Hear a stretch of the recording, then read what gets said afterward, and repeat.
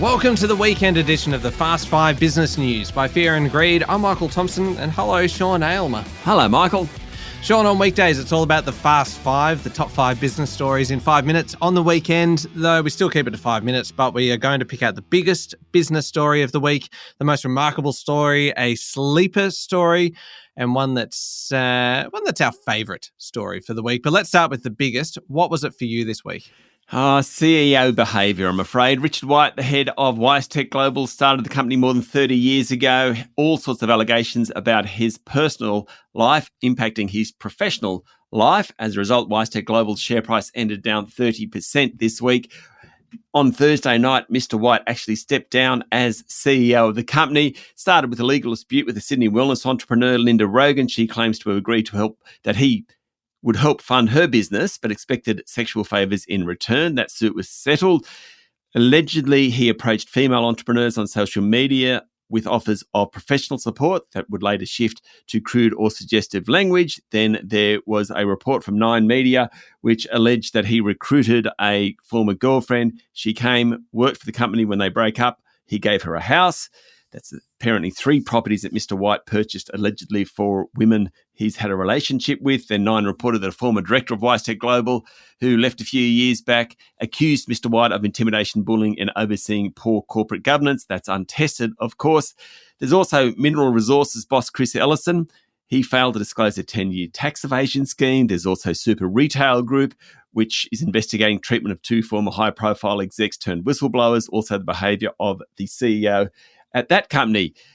This week, it's all been about CEO behaviour. Yeah, that definitely was the biggest story of the week. Another one worth mentioning quickly, though, is just bad news for anyone hoping for a rate cut this year. You got to follow the money in this kind of thing, don't you, Sean? And bond markets are pricing in a cut next year. Not so long ago, they were still thinking it would happen this year. Not anymore. Bond yields have risen. First cut in rates not expected now until like May of next year. Inflation is still a big problem. We were told that by the IMF as well this week. And Jim Chalmers spoke to the IMF and said war, in fact, is the biggest threat to our efforts to reduce inflation. Boil it all down. No interest rate cut anytime soon, unfortunately, Sean. Not good news at all. So I didn't mean to sound so dour, so down in the dumps there. Sorry.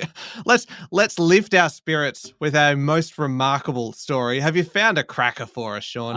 This is a cracker. This is in the US, growing concerns about dynamic pricing on supermarket shelves. Not necessarily happening yet, but you get the idea of the potential of what could happen. Politicians claim that Kroger, which is 2,800 supermarkets, uses digital price tags that allow for dynamic pricing. The idea is that it could change the price at different times during the day. Now, Democratic politicians asked Kroger whether it would use these tags to raise prices when it sees fit in order to maximise profit. The thing is, Kroger's response didn't exactly allay those fears. Kroger said the new price tags were designed to lower prices for more customers where it matters most. So rather than saying, no, we're not going to use dynamic pricing, they confused the issue by suggesting they might lower prices.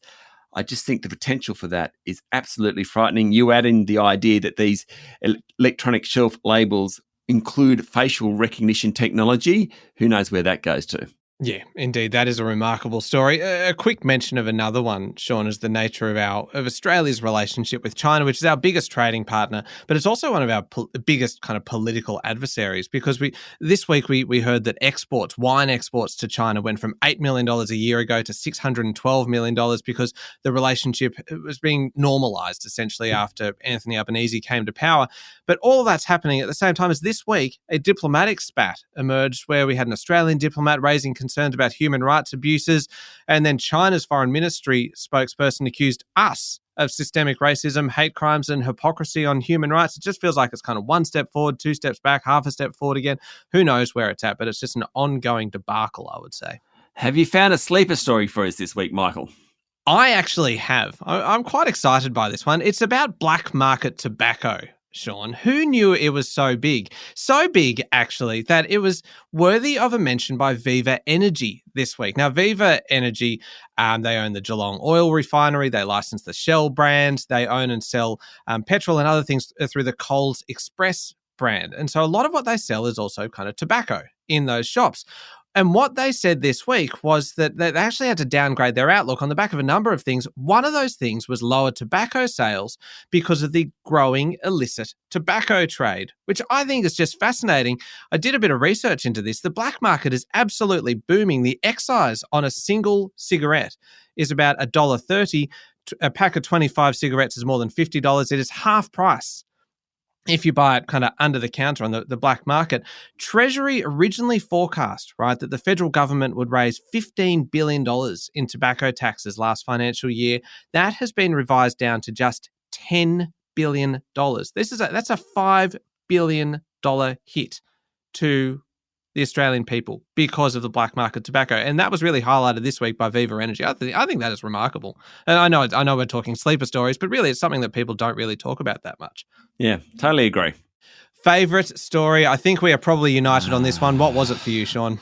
Only one big story at the moment. It's the US election. Seriously interesting. Polls put the race neck and neck in the swing states. A campaign much more about, not much about policy, plenty about the individuals. Joe Biden hasn't been seen much. That's interesting. He's seen as a negative for the Kamala Harris campaign. Now, it's right to blame Donald Trump for the name-calling and trivialization of what's at stake, but the Democrats haven't done much better.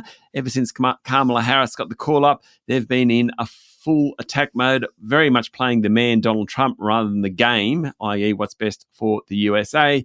I suppose that's what it's like in a social media world. Seems to be coming down to white males, anti-Trump Republicans and independents. They'll make the call, and how they vote will probably mean who wins the election. Record number of postal votes already. People are interested. We've seen Bruce Springsteen, Barack Obama, Beyonce, Taylor Swift's campaigning out there. Whew, it's got me. Oh, yeah, it's got me. And don't forget Trump serving Macca's fries in a drive-through window. One of the enduring fantastic images of the election campaign, wasn't it?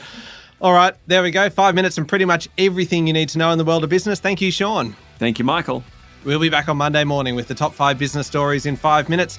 Don't forget to hit follow and join us online on Instagram, TikTok, LinkedIn, Facebook and X. I'm Michael Thompson, and this is the Fast 5 Business News by Fear and Greed.